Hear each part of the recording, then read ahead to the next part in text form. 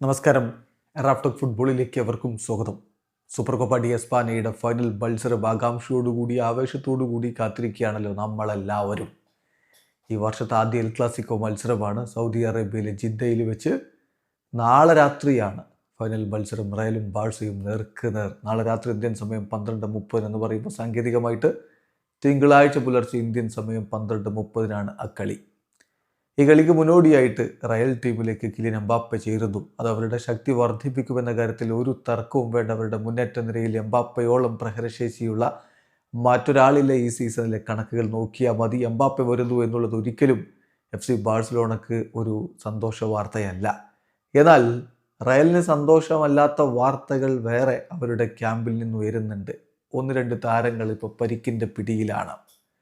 അത് എത്രത്തോളം ഗുരുതരമാണ്, അവർ കളിക്കുമോ ഇല്ലയോ എന്നുള്ളതൊക്കെ ഇന്നാണ് തീരുമാനമാവുകയുള്ളൂ എന്നാണ് മാധ്യമങ്ങൾ റിപ്പോർട്ട് ചെയ്യുന്നത്. മാത്രമല്ല, ഇന്ന് Xabi Alonso pre match press കോൺഫറൻസിൽ ഇന്ത്യൻ സമയം ഉച്ചതിരിഞ്ഞ് ഒരു 4 മണിയോടുകൂടിയൊക്കെ മാധ്യമങ്ങളെ കാണുന്നുണ്ട്. ആ സമയത്ത് കൂടുതൽ വിവരങ്ങൾ നമുക്ക് ലഭ്യമാവും. ഏതായാലും ആരൊക്കെയാണ് ആ താരങ്ങളെന്ന് നോക്കിയാണ്. ഒന്ന് റൂഡിഗറാണ്.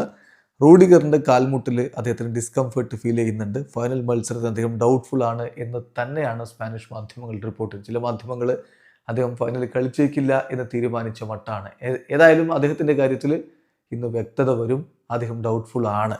അതേസമയം വലിയ തിരിച്ചടി എന്ന് പറയാൻ പോകുന്നത് റോഡ്രിഗോയുടെ കാര്യമാണ്. റോഡ്രിഗോക്ക് ഹാംസ്ട്രിങ് ഡിസ്കംഫേർട്ട് ഉണ്ട്. അദ്ദേഹത്തിൻ്റെ ഇടത് കാലിലാണ് ഹാംസ്ട്രിങ് ഡിസ്കംഫേർട്ട് ഉള്ളത്. അദ്ദേഹവും ഡൗട്ട്ഫുൾ ആണ്. പക്ഷേ റൂൾഡ് ഔട്ട് ആണ് എന്നല്ലേ പറയുന്നത്, കളിക്കില്ല എന്ന് ഉറപ്പിച്ച് പറയുന്നില്ല.